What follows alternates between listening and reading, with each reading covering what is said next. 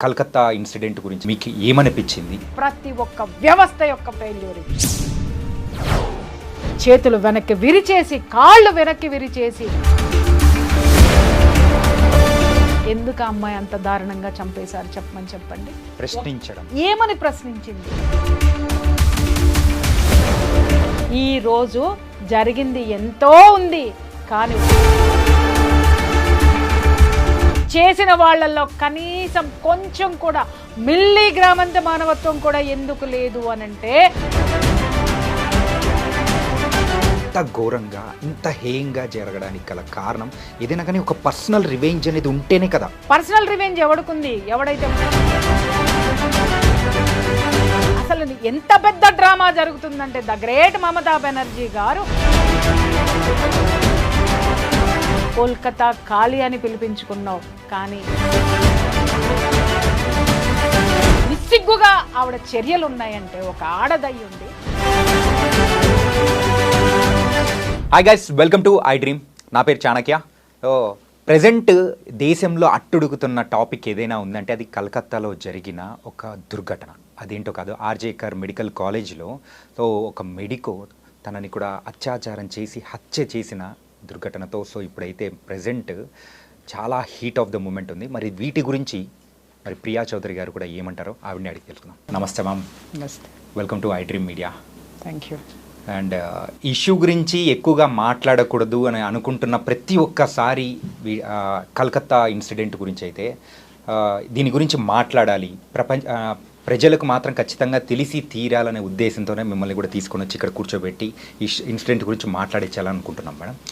అసలు ఈ ఇన్సిడెంట్ విన్న తర్వాత అండ్ మీకు ఏమనిపించింది, దీని మీద మీ వ్యూస్ ఏంటో కూడా తెలియాలనుకుంటున్నాం. ఏమనిపించింది అనేది మీరు అడిగారు, చూసారా? ఎవరికైనా కానీ ఏమనిపిస్తుంది? ఒక దారుణము, ఒక ఘోరము చూసిన తర్వాత కడుపు రగులుతుంది. ఎవరి మీద కోపం రావాలి? ఎవరిని కోపం తెచ్చుకోవాలి? అసలు అమ్మాయికి జరిగిన ఇన్సిడెంట్ ఏంటి? అసలు ఏం జరిగింది? మీడియా మొత్తం కూడా నిజంగా ఇవాళ చాలా బాధ్యతాయుతమైనటువంటి ఆ యొక్క పనిని చేస్తుంది. ఎక్కడ, ఏ మూల, ఏ రోజుకు ఆ రోజు అప్డేట్ ఇస్తూ కోల్కతాలో ఉన్నటువంటి సిచ్యువేషన్స్ ఏంటి అని నేను అడుగుతున్నాను.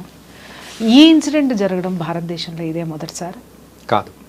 ఇలాంటి ఘోరాలు, ఘోరాతి ఘోరమైనవి ఇదే విధంగా ప్రతిసారి జరుగుతున్నాయి. కాకపోతే ఎక్కడో ఒక సంఘటనని మనం తీసుకొని దాని గురించి మాత్రమే మాట్లాడుతున్నాం. నిత్యం ఎన్ని ఘోరాలు జరుగుతున్నాయి, ఆడపిల్లల మీద అత్యాచారాలు జరుగుతున్నాయి అనేది ఎవరు చూశారు, ఎవరు మాట్లాడుతున్నారు? ఒకరోజే జరుగుతున్నాయా? సంచలనం వచ్చినప్పుడు మాత్రమే మనం వెళ్తున్నామా? సంచలనాల వైపు మాత్రమే మనం నడుస్తున్నామా? అందుకే నేను చాలా రోజుల నుంచి ఈ విషయం మీద నేను మాట్లాడలేదు.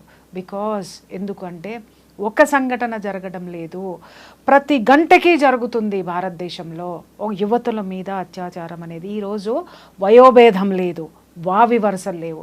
ఇంత నీచమైనటువంటి ఘోరమైనటువంటి అకృత్యాలు ఎందుకు జరుగుతున్నాయి అనేది ఏ హౌస్ వైఫ్ అయినా ఆలోచించిందా?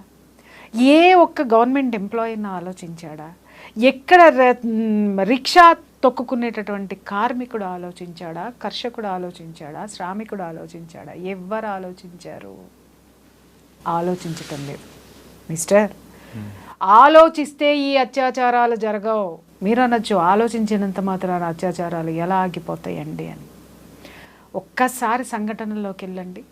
ఇవాళ అంత ఘోరమని ఎందుకు మాట్లాడుతున్నాం?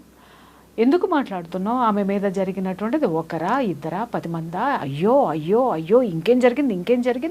క్రైమ్ థ్రిల్లర్ సస్పెన్స్ స్టోరీ చూసినట్టు రోజు ఇంకేమన్నా వస్తాయి. అరే, నేను చెప్తున్నాను, మనం వినేటటువంటి ప్రతి ఒక్కళ్ళకి సిగ్గు, శరం నాడి నరాన ఉన్నట్టయితే కనుక సిగ్గుపడాలి. ప్రతి ఆడది సిగ్గుపడాలి, ప్రతి పేరెంటు సిగ్గుపడాలి, ప్రతి ఒక్క మనిషి అనేవాడు కూడా సిగ్గుపడాలి. ఎందుకు అనంటే ఒక ఆడపిల్ల మీద అంత అసలు చెప్పలేనటువంటి దారుణం అన్నమాట, దుర్మార్గం, అతి హేయమైనటువంటి చర్య జరిగింది అనంటే ఆ శరీరంలో ఉన్నటువంటి పార్ట్, కళ్ళలో నుంచి బ్లడ్, నోట్లో నుంచి బ్లడ్, అసలు నిజంగా చేతులు వెనక్కి విరిచేసి కాళ్ళు వెనక్కి విరిచేసి అని ఇన్ని మాట్లాడుకుంటున్నామే, కొన్ని గొంతుకలు వింటున్నాను మీడియాలో, అసలు ఇలా జరుగుతుంది అని. అరే ఆ గొంతుకల వెనక అరుపులొద్దు, ఆవేదనలోకి ఒక్కసారి తొంగి చూడండి. నేను మాట్లాడుతున్నాను అది ఆవేదనతోటే.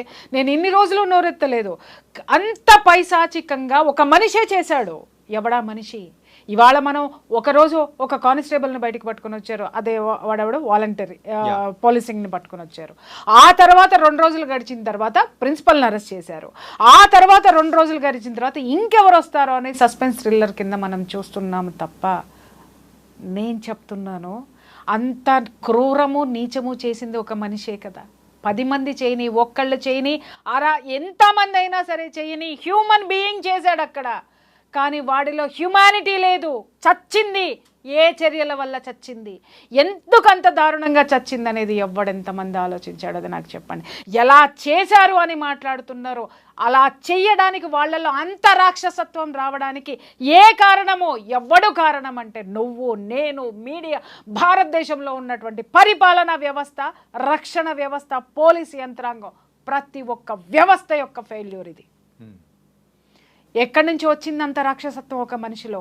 ఎలా వచ్చింది? కనీసము మన తల్లి అయినా సరే, అతి దుర్మార్గుండి అయినా సరే, ఒక చెంప దెబ్బ కొట్టంగానే తల్లి మనసు కదా అమ్మో అని అనుకుంటుంది. కానీ ఆ కొడుకు చేసినటువంటి తప్పిదానికి ఆ యొక్క పశ్చాత్తాపం కోసం ఆవిడ వెయిట్ చేస్తుంది. అలాగే ఒక దుర్మార్గుండి అయినా సరే, మనం 4 దెబ్బలు కొట్టిన తర్వాత 5వ దెబ్బకి చచ్చిపోతాడని మనలో ఒక మానవత్వం అనేది వస్తుంది. కానీ చేసిన వాళ్ళల్లో కనీసం కొంచెం కూడా మిల్లీగ్రామంత మానవత్వం కూడా ఎందుకు లేదు అనంటే, వాడి శరీరంలో వాడు తీసుకున్నటువంటి మత్తు పదార్థాల యొక్క ప్రభావం అది. మీకు తెలుస్తుందా? స్కూల్స్ దగ్గర నుంచి నిన్న మొన్న చూసాం సెలబ్రిటీస్ ఈవెంట్స్ వరకు కూడా డ్రగ్స్. ఎలా చూస్తున్నాము? భూతం కాదు, ఇంకా ఏదైనా ఒక పేరు పెట్టండి, డిక్షనరీలో వెతికి పెట్టండి. భూతం అంటే భూతానికి కనీసం వైద్యం ఉంది, కానీ దీనికి వైద్యం ఎక్కడ లేదు. దీని కూకటి వేళ్లతో సహా పెకిలించే ధైర్యం కానీ, పెకిలించే సామర్థ్యం మన యొక్క పాలనా యంత్రాంగానికి లేదా? దీనిని పారద్రోలేటటువంటి ఆ యొక్క వ్యతిరేకత కానీ, ఉద్యమం కానీ, ఆ బలమైనటువంటి ఆకాంక్ష కానీ జనంలో లేదా? ప్రతి ఒక్కడు పిరికివాడిలాగా ఎందుకు బతుకుతున్నాడు? మనది ఒక బతికేనా? శ్రీశ్రీ గుర్తొస్తున్నాడు. కుక్కల వలె నక్కల వల్ల మనది ఒక బ్రతికేనా? సందులలో పందుల వలె బ్రతుకు వ్యధ, చదువు వృధా, మనమంతా గానుగులం పీనుగులం అని చెప్పేసి అని మాట్లాడాడే. ఇది వాస్తవం, నిజం ఇదే. ఎంత చదువుకున్నామో, లక్షల ప్యాకేజీలు తెచ్చుకుంటున్నామో, బాహాటంగా కార్లు చూడండి. ఇవాళ భారతదేశంలో చూస్తే మనిషి నడవడానికి ప్లేస్ లేనంత కార్ల విలాసవంతమైనటువంటి జీవితాల్లో మనం ఉన్నాం. కానీ ఇక్కడ మానవత్వం అనేది అటువంటిది కోల్పోయాం. మనిషిమి అనేటటువంటి మర మనుషులమైపోయాము. మరలతోటి మనం అంతా కూడా ఆ యొక్క దాన్ని ఏమంటారు, సహచర్యం చేసుకుంటూ ఆ యొక్క దీన్ని కూడా మనలో పెట్టేసుకున్నాం. ఎవడికి ఎవడు పట్టదు. వాడు నువ్వు కారు కొనుక్కున్నావంటే నేను డబల్గా ఇంకేం కారు కొనుక్కోవాలని ఆలోచిస్తున్నావు. లేదు నువ్వు ఒక బిల్డింగ్ కొన్నావనంటే నీకంటే గొప్పగా నేను ఎలా సంపాదించాలి, ఆ సంపాదన ఎలాగైనా సంపాదించాలి. ఇక్కడ కోల్కతాలో జరిగినటువంటి విషయం కూడా ఎందుకు ఆ అమ్మాయి అంత దారుణంగా చంపేశారు చెప్పండి. ప్రశ్నించడం వల్ల. ఏమని ప్రశ్నించింది? నీకు నాకు లేనటువంటి ధైర్యమో, ఎవ్వడికి లేనటువంటి ధైర్యం, ఒక మగాడికి లేని ధైర్యం, ఒక పోలీసు యంత్రాంగం అరికట్టలేనటువంటి ఆ యంత్రాంగంలో లేనటువంటి నిబద్ధత, నిజాయితీ, గుండె ధైర్యం ఒక ఆడపిల్లలో వచ్చింది.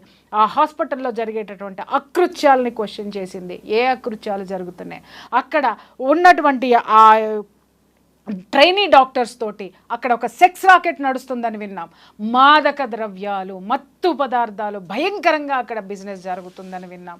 ఆ బిజినెస్ని ఆ అమ్మాయి ఎప్పటికప్పుడు కూడా అక్కడ జరిగేటటువంటి వాటిని క్వశ్చన్ చేసింది. ఎందుకు క్వశ్చన్ చేసింది మాస్టర్? ఎందుకు క్వశ్చన్ చేసింది? నేను మనిషిని, ఈ అకృత్యం నా చుట్టూ జరగకూడదు. నేను ఒక వైద్యం చేసేటటువంటి వైద్యురాలిని, సమాజంలో ఇలాంటివి జరగకూడదు అని సామాజిక బాధ్యత. అమ్మాయిలో ఉన్నదేంటి? సామాజిక సామాజిక బాధ్యత. నిజంగా చెప్తున్నాను, ఆ వైద్యురాలు కాబట్టి ఆమె ఆలోచించింది. ఇది మానసిక రుగ్మతలు, ఇవన్నీ కూడాను శారీరక రుగ్మతలు మానసిక రుగ్మతలు రెండూ కలిస్తే ఇవాళ అమ్మాయికి జరిగినటువంటి చర్య ప్రతి ఇంట్లోనూ ప్రతి ఒక్క ఒంట్లోకి వచ్చి చేరుతుందని అమ్మాయి ఆందోళన చెందింది కాబట్టి ప్రతిదానికి ఖండించింది, ప్రతిదాన్ని ప్రశ్నించింది. ఇక్కడ నేను ఒక్క విషయం నేను అడుగుతున్నాను, ప్రశ్నించినంత మాత్రాన ఆ అమ్మాయిని అంత భయంకరంగా చంపేశారు, ఇది వాస్తవం. ప్రశ్నించకూడదు అని మనం ఈ రోజు నుంచి నోళ్ళు మూసేసుకుంటాం. మన పిల్లలందరికీ తల్లులు చెప్పేస్తారు, ఒరే ఏం జరిగినా నోరు మూసుకొని కూర్చో, అమ్మా నీకేం జరిగినా నువ్వు పట్టించుకో మాకు, నువ్వు కళ్ళు మూసుకొని చూస్తావు అని అంటున్నావు. తల్లి, ప్రతి తల్లి నేను చెప్తున్నా, నువ్వు పంపించేటటువంటి నీ బిడ్డని చదువుకి పంపించేటటువంటి ఇన్స్టిట్యూషన్స్ అన్నీ ఆల్మోస్ట్ ఇలాగే ఉన్నాయి. నీ బిడ్డ ప్రశ్నించకూడదు, నువ్వు ప్రశ్నించకూడదు, కానీ రేపొద్దున ఇవాళ అమ్మాయి ప్రశ్నించినందుకు జరిగిందని మనం మాట్లాడుకుంటున్నామే, రేపొద్దున పక్కన ఉన్న వాళ్ళకు కూడా ఈ జాడ్యం అంటుకుంటుంది, అలాగే ఇది వచ్చి చేరుతుంది అనేటటువంటి ఆలోచన ప్రతి తల్లికి ఎప్పుడైనా వచ్చిందా? రావాలి, వచ్చి తీరాల్సిన అవసరం ఉంది. ప్రతి ఒక్క తండ్రి, పెద్ద కాలేజీలు ఎక్కడున్నాయి, పెద్దవి ఎక్కడున్నాయి, ఎక్కడ అదేంటి ఎంత పెద్ద డొనేషన్లు కట్టేసేసి కాలేజెస్లో జాయిన్ చేస్తున్నారు, స్కూల్స్లో జాయిన్ చేస్తున్నారు. ఎన్నో ఎపిసోడ్స్లో నేను మెత్తుకున్న స్కూల్ పిల్లల బ్యాగుల్లో మత్తు పదార్థాలు ఉంటున్నాయి, డ్రగ్స్ ఉంటున్నాయి, సిగరెట్స్ ఉంటున్నాయి, దాన్ని ఏమంటారు వీడు ఉంటుంది. ఇవన్నీ దయచేసి మీరు చెక్ చేయండి. ఇవాళ చిన్న పిల్లల బ్యాగుల్లో వస్తుంది. ఇంకొక ఘోరమైనటువంటి విషయం చెప్పమంటారా? 9th 10th క్లాసు పిల్లలు, మగ పిల్లలు అడల్టరీకి వెళ్తున్నారు. మీకు ఆ సంగతి తెలుసా? మీకు ఎవరికైనా ఎందుకు వెళ్తున్నారు అని ప్రశ్నించండి బాస్. ఎందుకు వెళ్తున్నారు అని అంటే ఇలాంటివి వాళ్ళ శరీరంలోకి వెళ్ళి వాళ్ళ హార్మోన్స్ కంట్రోల్లో ఉండడం లేదు. ఇవాళ చూడండి, నిజంగా సమాజానికి తెలియనటువంటి నిజాలు, వాస్తవాలు ప్రతి పేరెంట్ తెలుసుకొని చావండి. ఎందుకంటే మీరు సంపాదించే లక్షలు కోట్లు తీసుకెళ్ళి ఎవరికి పోస్తున్నారు? అరే మీ పిల్లల్ని మీరు పట్టించుకోలేనంతగా, పిల్లల్ని సంస్కరించుకోలేనంతగా, ఒక భావి భారత పౌరుణ్ణి తయారు చేసేటువంటి సంస్కారం లేనటువంటి సంపాదనని మనం తీసుకొని ఈరోజు చంపినటువంటి 60 మందా 10 మందా 2 ముగ్గురా అని అంటున్నారే, ఆ ముగ్గురులో రేపొద్దున మన కొడుకు ఉండబోతున్నాడు. ఈ దౌర్జన్యానికి గురైనటువంటి ఆ ఆడపిల్ల ఎవరైతే ఉందో, ఆడపిల్లలో మన ఆడపిల్ల ఏమన్నా ఉంటుందేమో ఒక్కసారి ఆలోచించాల్సినటువంటి అవసరం ప్రతి గుండెకి ఉంది, ప్రతి తల్లిదండ్రులకి ఉంది. ప్రతి తల్లిదండ్రులు ఆలోచించి తీరాలి. ఈ రోజు ఉద్యమాలు ఉన్నాయా ఎక్కడైనా, ఏ రాష్ట్రంలోనైనా? ఉద్యమాలను జరగనివ్వట్లేదు. ఒకప్పుడు ఎందుకు జరిగాయి మిస్టర్, ఇప్పుడు ఎందుకు జరగనివ్వడం లేదు అనంటే ఎవడికి తీరిక లేదు ఉద్యమాలు చేసే తీరిక, ఎవడికి పక్కవాడి గురించి పట్టించుకునే తీరిక లేదు, ఎవడికి సమాజం గురించి ఆలోచించాల్సిన అవసరమే లేదు. ఎప్పుడు వీడికి ఒక గగ్గోలెత్తుతాడో తెలుసా? నా ఇంట్లోకి వచ్చినప్పుడు. ఈరోజు నా దగ్గరికి చాలా మంది ఫ్యామిలీ కౌన్సిలింగ్కి వస్తున్నారు. ఏమండి ఇంత జరుగుతున్నా మా బంధువులు పట్టించుకోవట్లేదండి. నువ్వు ఎప్పుడైనా పట్టించుకున్నావా నీ బంధువుల్ని? ఏమండి ఇంత జరుగుతున్నా మా పక్కింటి వాళ్ళే నన్ను ఇలా చేస్తున్నారండి. సమాజంలో ఇది వేళ్ళు వండుకున్నప్పుడు ఎప్పుడైనా నువ్వు నోరు తెరిచావా? నీ దగ్గరకు వచ్చినప్పుడు మాత్రం సమాజం కావాలి, నీ దగ్గరకు వచ్చినప్పుడు మాత్రం బంధువులందరూ కావాలి. బట్ నువ్వు చేయాలనుకున్నప్పుడు సమాజం అక్కల, బంధువులు అక్కల, నీ నెక్లెస్ నీకు కావాలి, నీ కారు నీకు కావాలి, నీ విలాసాలు నీకు కావాలి, నీ స్వార్థం నీకు కావాలి, నీ కొడుకు మాత్రమే ఉండాలి, నీ కూతురు మాత్రమే ఉండాలి. సింపుల్గా చెప్పాలంటే సామాజిక బాధ్యతను మొత్తం కోల్పోయి కేవలం స్వార్థంతోనే ముందుకెళ్తున్నారు తప్ప మానవత్వం అనేది లేకుండా వెళ్ళిపోతున్నారు. 100% నేను చెప్తున్నా. మీకు చాలా మంది అడుగుతున్నారు సామాజిక బాధ్యత ఎందుకు ఉండాలని. అరే సమాజంలో నీతి ఉంటేనే నువ్వు బతుకుతావు ప్రాణాలతో. ఆ నీతిని నువ్వు ఏది పెంపొందిస్తావో, నువ్వు ఏది సమాజానికి ఇస్తున్నావో అది రేపొద్దున వచ్చి నీ ఇంట్లో కూర్చుంటుంది. నువ్వు దౌర్జన్యాన్ని ప్రోత్సహించావు, నాకెందుకులే అని మూసుకొని పిరికి బందులాగా లోపల కూర్చున్నావా? ఆ యొక్క దౌర్జన్యం పెరిగి పక్కింటి వాడికి దగ్గరకు వచ్చింది, ఊళ్ళోకి వచ్చింది, పక్క రోడ్లోకి వచ్చింది, పక్కింట్లోకి వచ్చింది, నీ ఇంట్లోకి వస్తుంది. నెక్స్ట్ నువ్వే టార్గెట్. అది నీ వరకు రాదు అని మాత్రం దయచేసి ఆలోచించకండి. పిచ్చి జనాలు, పిచ్చి కథలు, పిచ్చి వ్లాగ్స్. నిజం చెప్తున్నాను కదా, ఈ సోషల్ మీడియా వచ్చిన తర్వాత జ్ఞానం ఎంత ఉందో అజ్ఞానం 10 ఉంది. దానిలో విచ్చలవిడితనం ఉంది. ఎవడు ఎంత నీచంగా పోస్టులు పెడితే, ఎవడు ఎంత నీచంగా మాట్లాడితే, నిన్నగాక మొన్న కూర్చున్న ఒక దరిద్రమైనటువంటి విషయం అన్నమాట. ఒక ప్రజాప్రతినిధి ఒక అక్రమ సంబంధం పెట్టుకుంటే వాళ్ళను కూర్చోబెట్టి రోజుల తరబడి ఇంటర్వ్యూలు ఒక అమ్మ సిగ్గుపడుద్ది, ఒక అమ్మ ఆవేశపడుతుంది, ఒకడేమో ఆవేశపడాలో సిగ్గుపడాలో అర్థం అర్థం కాక దేభ్యం ముఖం వేసుకొని వాడు సమాధానాలు చెప్తున్నాడు. ఈ దౌర్భాగ్యాన్ని సమాజం మీదకి పెట్టేటటువంటి వాళ్ళకి ఏమన్నా సామాజిక బాధ్యత ఉందా? ఇది సమాజాన్ని భ్రష్టు పట్టించేదా? ఒక వార్త వేసి తీసి అవతల అది వాళ్ళ కుటుంబ విషయం. కుటుంబ విషయాన్ని రోడ్డుకి ఇచ్చుకున్న తర్వాత ఏది చెప్పాలి, ఎవరి తరపున నిలబడాలి? మీడియా. సమాజంలో ఇది ఎలాంటి దౌర్భాగ్యమైనటువంటి సిచ్యుయేషన్స్ తీసుకెళ్తుంది, కుటుంబ బంధాలని ఎలా విచ్ఛిన్నం చేస్తుందని మాట్లాడుకోవడం మానేసి అలా మాట్లాడారా, మీరు ఏం పాట పాడారు, మీరు ఏ కన్ను గీటారు, మీరు ఎక్కడ పట్టుకున్నారు, మీరు పడుకున్నారా లేదా, ఇంత నీచమైనటువంటివి మాటలు మాట్లాడుకుంటూ ఇదే ధోరణిని పెంచుకుంటూ పోతున్నారంటే ఇవే జరుగుతాయి మిస్టర్. అడిగి ఎందుకు జరిగింది ఈ అమ్మాయికి అనంటే మనమంతా అక్రమ సంబంధాలు ఎలా ఉన్నాయి, అవి అక్రమ సంబంధాలు కాదు, వీడు గొప్పగా బతికేస్తున్నాడు, నాకొక వీడియో కావాలి, నాకొక ఎపిసోడ్ కావాలి అని చెప్పేసి అని పుంకాలుగా తీసి అవతల బారేసి మనం మాట్లాడుతుంటే ప్రశ్నించే గొంతుక ఒక్కటే అయిపోయింది అక్కడ. ఈ గొంతుకలన్నీ దేని చుట్టూ తిరుగుతున్నాయి? నా వ్యూస్ ఎలా వస్తాయి? అక్రమ సంబంధాల మీద వస్తాయి, పోర్న కంటెంట్ మీద వస్తాయి, లేకపోతే ఇంకేదన్నా దాష్టికాలు చేస్తే వస్తాయి, ఇంకేంటి బెట్టింగ్ యాప్లు చేస్తే నాకు డబ్బు వస్తాయి. ఇలాంటి అరాచకాలు పెంపొందిస్తుంటే బెట్టింగ్ యాప్లు ప్రమోట్ చేసే వాళ్ళని కూడా స్టూడియోల్లో కూర్చోబెట్టి హీరోలుగా చూపించినంత కాలం, ఈ దౌర్భాగ్యం నడిచినంత కాలం ఆ బెట్టింగ్లో వచ్చేటటువంటి మనీ ఎక్కడికి వెళ్తుంది బాస్? ఎవరి చేతుల్లోకి వెళ్తుంది? ఎవరు నడుపుతున్నారు దాన్ని నిలబెట్టుకోవడానికి అక్కడ ఎన్ని దౌర్జన్యాలు ఉన్నాయి. దాన్ని కంట్రోల్ చేయట్లేదు ప్రభుత్వం. ఎందుకు కంట్రోల్ చేయట్లేదు? ఇవన్నీ కూడా ఒకదానికొకటి ప్రపంచం మొత్తం డబ్బు వెనక పడుతుంది. ఎవ్వరూ కూడా ఆ అమ్మాయి వెనక లేరు. చట్టం లేదు, కేవలం న్యాయస్థానం మాత్రమే ఉంది. అక్కడ కూడా నిజంగా చెప్తున్నాను, ఆ జస్టిస్కి నిజంగా చేతులెత్తి మొక్కాలి. ఆ ధర్మాసనంలో ఆ వాళ్ళు సుమోటోగా కేసు తీసుకొని ముందుకు నడిపించడం వల్ల హైకోర్టు జడ్జి నిజంగా 10 కాలాల పాటు ఇంకా ఆయన ఎన్నిటినో ఈ యొక్క సామాజిక రుగ్మతల్ని రూపుమాపడానికి ఇంకా ఇలాంటి వాళ్ళు ముందుకు రావాలి. ఆ ఒక్క దీని వల్లనే ఆ సంఘటన బయటకు వచ్చింది కాబట్టి ఇవాళ మన గొంతుకలు మాట్లాడుతున్నాయి. లేదు అనంటే ఎవ్వడికి పట్టనటువంటి విషయము చాలామంది చూస్తున్నాను నేను. ఇది చాలా ఘోరం, వాడికి ఎలాంటి శిక్ష పడుతుంది, ఏమవుతుంది, వాడు బయటికి రాడు, వాడు అలా చేస్తాడు. ఎందుకు అనంటే ఇక్కడ అమ్మాయికి అన్యాయం జరిగిందని మాత్రమే స్లోగన్ ఉంది కాబట్టి వాడికి శిక్ష పడుతుంది. ఎన్ని సంవత్సరాలు శిక్ష పడుతుంది, వాడికి బెయిలే రాకూడదు అని మాట్లాడుతున్నారు. అయ్యల్లారా అమ్మల్లారా, ఎంతమంది ఇలాంటి కేసులు వస్తే బెయిల్ ఇవ్వడానికి ముందుకొస్తున్నారు మీరు? నేను అడిగాను అనుకోండి, అది మా ప్రొఫెషన్ అంటారు, కాదని అనట్లా. నీ సామాజిక బాధ్యత ఏది? ఈరోజు మీరు ఇలాంటి వాళ్ళకి బెయిల్ ఇప్పించి రోడ్ల మీద వదిలేయబట్టి కాదా ఈరోజు ఒక ఆడపిల్ల అతి క్రూరంగా, అతి నీచంగా, అతి హేయంగా బలైపోయింది ఈ సమాజంలో? మీకు బాధ్యత లేదా? న్యాయాన్ని కాపాడాల్సిన బాధ్యత లేదా? దుర్మార్గాన్ని అడ్డుకోవాల్సినటువంటి బాధ్యత లేదా? ఈ యొక్క చట్టంలో ఉన్నటువంటి ఈ వెసులుబాటులు, ఈ లొసుగుల వల్లనే కదా ఈరోజు జరిగింది. ఎంతో ఉంది, కానీ ఒక్కడో ఇద్దరో మాత్రమే ఎందుకు బయటకు వచ్చారు?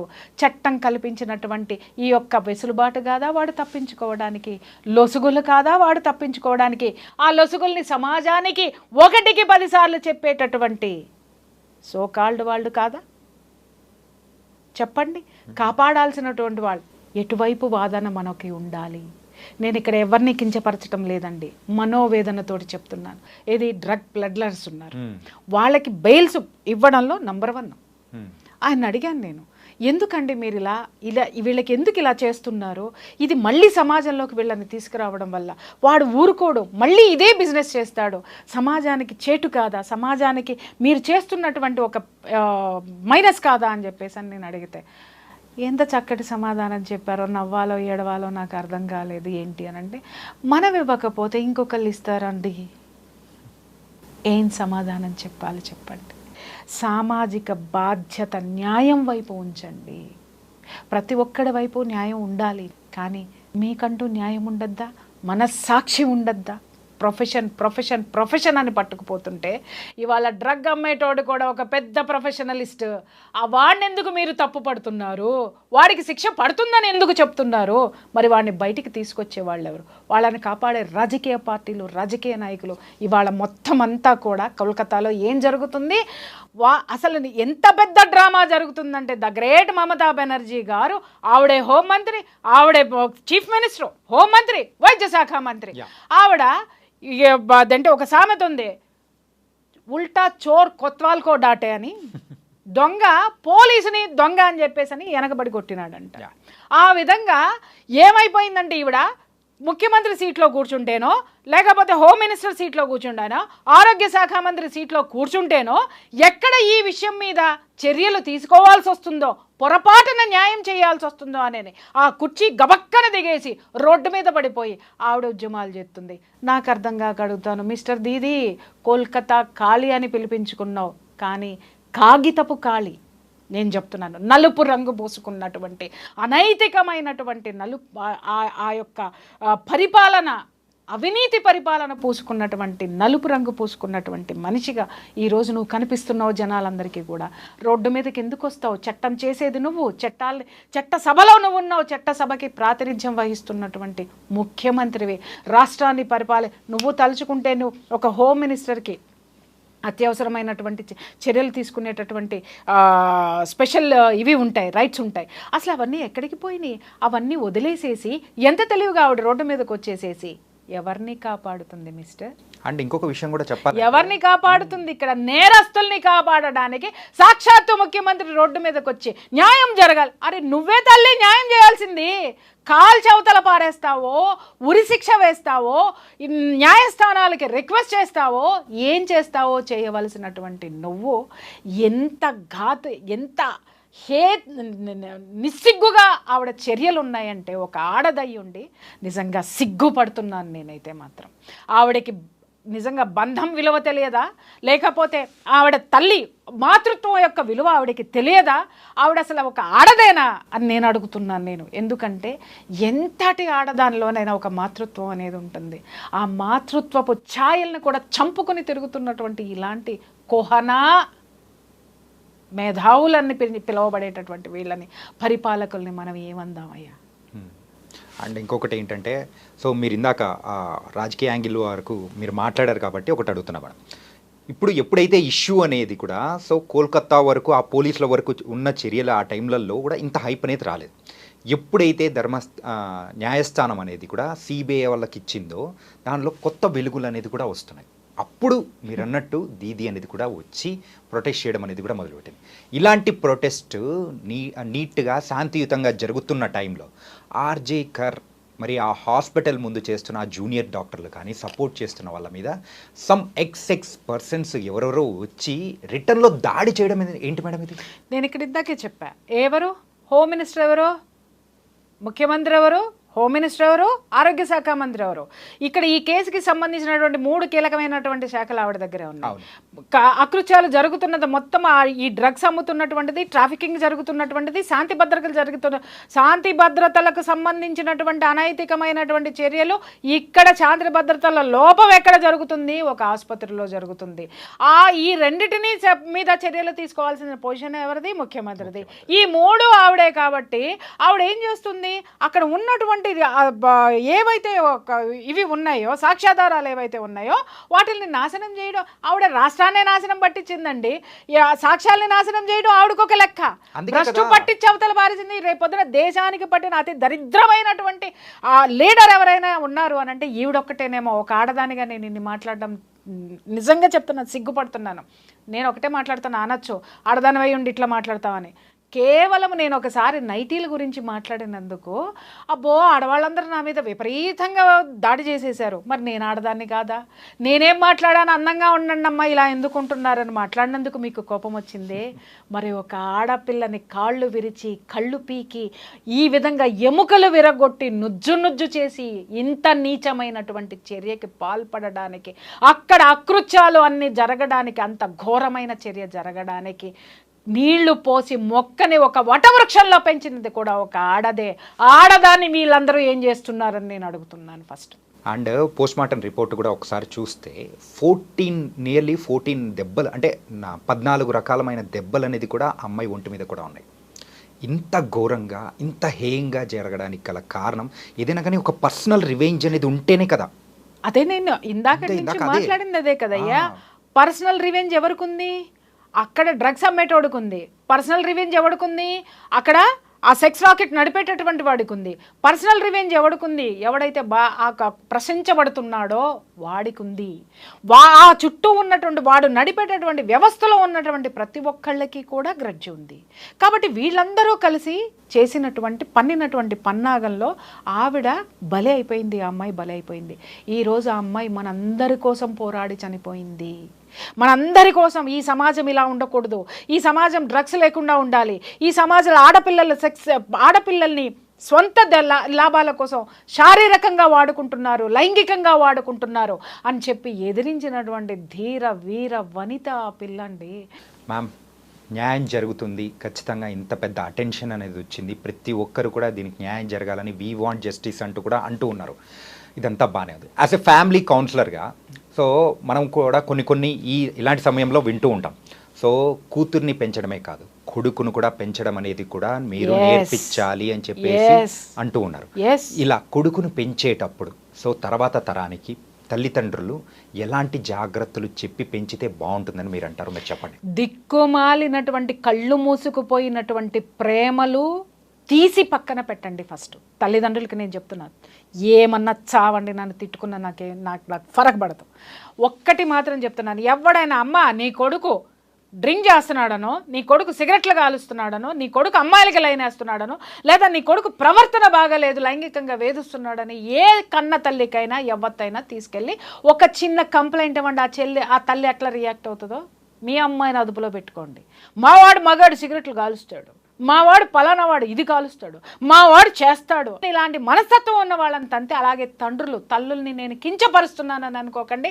నేను అందరినీ అనట్లేదు, అందుట్లో నేను కూడా ఒక తల్లిని నేను మాట్లాడుతున్నాను కదా. నా ఆవేశానికి చాలా కారణాలు ఉన్నాయి. నా ఆవేశానికి చాలా న్యాయబద్ధమైనటువంటి ఆవేదన ఉంది దాని వెనక. తండ్రులు ఉన్నారు, వాడు ఒక్కొక్కడు చెప్తున్న మదమెక్కిన తండ్రులు ఎంతమంది ఉన్నారంటే, కొడుకు తిరగడానికి డబ్బులు ఇస్తాడు, కొడుకు డ్రగ్స్కు బానిస అవుతున్నాడన్నా కూడా వాడిని తీసుకెళ్ళి 4 రోజులు రీహాబిటేషన్లో పెడతాడు, మళ్ళీ డబ్బిచ్చి మళ్ళీ పంపిస్తాడు. కొడుకు ఎక్కడ జాయిన్ చేస్తున్నాడు కొడుకుని, ఎక్కడైతే డ్రగ్స్ అమ్మబడునో, ఎక్కడైతే కండోమ్స్ బ్యాగుల్లో వేసుకుని తిరిగేటటువంటి స్కూల్స్లో విచ్చలవిడితనమైనటువంటి లైంగికపరమైనటువంటి ఆ యొక్క అలవాట్లు ఏవైతే ఉంటాయో, ఆ విశృంఖలత్వం ఎక్కడైతే ఉంటుందో ఆ స్కూల్లోనే చదవబడును, అక్కడే జాయిన్ చేస్తారు. ఈ మధ్యకాలంలో కూడా మనం ఒక 2 సంవత్సరాల పిల్ల మీద 2 నెలల తరబడి ఒక డ్రైవర్ లైంగికంగా అత్యాచారం చేస్తే ఆ తల్లిదండ్రులు ధైర్యం చేసి వచ్చి సమాజంలో చెబితే మిగిలిన పేరెంట్స్ ఏమన్నారు, ఆ స్కూల్ని మూసేయమని చెప్పి గవర్నమెంట్ ఆర్డర్స్ ఇస్తే మిగిలినటువంటి దౌర్భాగ్యపు దగులుబాజీ పేరెంట్స్ కొంతమంది ఏం మాట్లాడారో తెలిసినా, అయ్యో ఎవరో ఒకరికి జరిగితే ఆ స్కూల్ ఎందుకు మూసేస్తారండి, మా పిల్లలు ఎక్కడికి వెళ్ళాలండి. ముండమోపుల్లారా, ఇలాంటి అకృత్యము జరుపుతున్నది ఎవరు? ఆ ప్రిన్సిపల్ మాత్రమే కాదు, ఇలాంటి ప్రిన్సిపల్స్ క్యారెక్టర్స్ తెలిసినా కూడా ఆ విద్యా వ్యవస్థని వ్యాపార పరంగా నడిపేటటువంటి ఆ యొక్క యాజమాన్యాలు సైతం కూడా దీనికి కారణమే. ఆ విద్యాలయాల్లో వేళ్ళూనుకుపోయినటువంటి ఈ యొక్క సంస్కృతిని దూరంగా మీ పిల్లల్ని పెంచడం చేతకాని దద్దమ్మల్లారా, ఇలాంటి దద్దమ్మల వల్లనే ఇలాంటి మగపిల్లలు పుడుతున్నారు, ఇలాంటి అకృత్యాలకు పాల్పడుతున్నారు, ఇలాంటి చెడు అలవాట్లకి బానిసలవుతున్నా కూడా నోరు తెరవలేని చేతగాని దద్దమ్మలైనటువంటి పేరెంట్స్ ఉన్నాం ఇక్కడ. అందుకోసమే ఇక్కడ ఈ ప్రపంచంలో ఈ సమాజంలో మనం ఇవాళ ఎదుర్కొంటున్నాం. కుటుంబాన్ని వదిలేసాం, మనమంతా సమాజాన్ని వదిలేసాం, బంధువులను వదిలేసాం, డబ్బు డబ్బు డబ్బు అని పట్టుకుని తిరిగే నిమిషం కూడా మనశ్శాంతి లేకుండా బ్రతికే అతి గొప్ప జీవితాలు, ఈ దరిద్రమైన జీవితాలు ఎవరయ్యా ఉన్నాయంటే ఈరోజు మన జీవితాలే ఉన్నాయనడంలో ఎలాంటి సందేహం లేదు. అంటే మీరు ఇంత కలకత్తా కాలిలాగా మాట్లాడడానికి సో ఇంత ఎమోషనల్గా కనెక్ట్ అయిపోయారని కూడా నాకు అనిపిస్తుంది ఈ ఇన్సిడెంట్ మీద. నేను కలకత్తా కాలినైతే ఈ ఇన్సిడెంట్లు ఇలా జరగవయ్యా. నిజం చెప్తున్నాను కదా, ఆవిడ ఇంకా కదలటం లేదండి అని నా ఆవేదన లోపల నుంచి. రోజు అదే అనుకుంటూ ఉంటాను అనమాట. ఏ కాళికాదేవి, ఏ అమ్మవారు ఆ త్రిశూలం పట్టుకుని అట్టాకే కూర్చుంటుందా? అది పట్టుకొని బయటికి రాదా? ఆడపిల్లలు జరుగుతుంటే పొడిచేదా అని అనిపిస్తుంది. ఒక్కొక్కసారి అనిపిస్తుంది అదే నేను తీసుకొని పోయి పొడిచేద్దామని కూడా అనిపిస్తుంది. కానీ పొడిచిన తర్వాత నా మీద ఎపిసోడ్లు చేస్తారు. అంటే పొడిపించుకున్నాడు ఎంత దుర్మార్గుడో చెయ్యరు. ఎంత హత్య చేసినటువంటి ప్రియా చౌదరి ఏదో అంటారు చూసావా, అప్పుడు విక్టిమ్ నేనైతా. ఈ సమాజం మారాలి అని అంటే నేనొక్కదాన్నే త్రిశూలం పట్టుకుంటే సరిపోదు నాయనా. నేనొక్కదాన్నే కలకత్తా కాళి అని అనిపించుకోవడం కాదు. కలకత్తా కాళి ప్రతి తల్లిలోనూ ఉంది, ప్రతి తండ్రిలోనూ ఉన్నాడు, ప్రతి బాబాయిలోనూ ఉన్నాడు, ప్రతి తాతలోనూ ఉన్నాడు, ప్రతి అమ్మమ్మలోనూ ఉంది. ఆ కాళికా స్వరూపాన్ని బయటికి తీయండి. కాళికాదేవి ఎందుకు ఉద్భవించిందయ్యా? ఒక దుర్మార్గుడి రక్తపు బొట్టు కింద కూడా పడనివ్వనని పుట్టింది ఆవిడ. కానీ అదే కాళికాదేవి ఉన్న చోట ఆ పిల్ల రక్తపు అడుగులో పడి ఉంది అనంటే ఆ స్థితిని గతిని చూసి అనుభవిస్తున్నటువంటి మనము ఎంత చేతగాని వాళ్ళమయ్యా మనం. కాళికాదేవి ఉద్భవించింది అనంటే ఆవిడ నేర్పింది, అరే ఇలా ఉండండి రా సమాజంలో అని. ఎందుకు చదువుకోవాలి? ఎందుకు మొక్కుతున్నావు పొద్దున్నే వెళ్ళిన తర్వాత ఆమెకి? ప్రతి దేవతకి ఎందుకు మొక్కుతున్నావు? ప్రతి దేవుడికి ఎందుకు దేవుడా నా కొడుకు వాళ్ళ డ్రగ్స్ డ్రగ్స్ తీసుకొని వచ్చినా నన్ను కొట్టకుండా చూడని మొక్కుకుంటున్నామా? దేవుడా మా అమ్మాయి బయటికి వెళ్ళింది, ఏ బాయ్ ఫ్రెండ్ని తీసుకురాకుండా ఉండండి మొక్కుకుంటున్నామా? దేవుడా నా మొగుడు బయటికి వెళ్ళాడు, దేన్ని తెస్తాడో దాంతో కాకుండా నాతోటి ఉండమని మొక్కుకుంటున్నామా? లేదా దేవుడా నేను మాత్రమే బాగుండాలి, నా కుటుంబం బాగుండాలి, నా కొడుకు ఏం చేసినా, నా కూతురు ఎంత విచ్చలవిడితనంగా తిరిగినా, నేను ఏ దౌర్భాగ్యాలు చేసినా నన్ను ఎవడు పట్టుకోవద్దు, నా కుటుంబం జోలికి ఎవడు రావద్దు, నేను మాత్రమే రాజులాగా ఉండాలని వీడు కోరుకుంటున్నాడా? ఎలాంటి కోరికలతోటి మనం అడుగుతున్నాము? అందుకే దేవతకు కూడా విరక్తి పుట్టిందయ్యా. ఎవడి మీదకి వదిలేసిందంటే ఇవాళ సమాజంలో ఉన్న మన మీదకి వదిలేసింది బాధ్యత కలకత్తా కాళి. ఆ కలకత్తా జనమే తేల్చుకుంటారు. ఇప్పటికీ కూడా నేను ఎప్పుడో ఒక మాట మాట్లాడుతూ ఉంటాను, ప్రకృతి అనేది మాత్రం ఏ రోజుకైనా విశ్వానికి ఛాలెంజ్లు విసరకు బ్రదర్. తిరిగి అది ఛాలెంజ్ విసిరితే తట్టుకోలేవు. కొన్ని వందల సార్లు చెప్పినా నేను ఈ మాట. ఈరోజు ద గ్రేట్ దిక్కుమాలిన కాగితపు దీది, కాలారంగు దీది అనుభవిస్తుంది విశ్వం విసిరిన సవాల్ని. ఏ యాంగిల్ నుంచి ఎటు వచ్చినా కానీ సో దానికి వెనకల అంటే ఎవరుంటారు ఏంటి అనేది కూడా మీరు చాలా నీట్గా కూడా ఎక్స్ప్లెయిన్ చేసి చెప్పారు. So thank you so much Priya Chaudhary garu. Thank you. So guys, ప్రతి ఒక్కరు కూడా మరి ఈ ఇన్సిడెంట్ గురించి తలుచుకున్నారంటే ఖచ్చితంగా గుండె తడి, ఖచ్చితంగా కంట్లో నుంచి నీరు వచ్చేది కూడా ఖచ్చితంగా ఉండే ఉంటుంది. అయ్యో అనుకున్న క్షణాలు కూడా మనకు ఉండే ఉంటాయి. కాబట్టి ఇలాంటివి మన ఇంటి వరకు కూడా రాకూడదు అని అనుకుంటే మనం కూడా సామాజిక బాధ్యతతో ఏదైనా కానీ తప్పులు జరుగుతున్నాయంటే ప్రశ్నించే అవకాశం అనేది కూడా మీరు తీసుకొని దాన్ని ప్రశ్నించారంటే మనం ముందుకి జాగ్రత్తగా వెళ్ళొచ్చు. భవిష్యత్ తరాలని కూడా మనం హ్యాపీగా ఉంచవచ్చు. ఇది ఇవాల్టి ఇంటర్వ్యూ. మరో ఇంటర్వ్యూతో మళ్ళీ కలుద్దాం. అంతవరకు take care. This is your Chanakya. See you.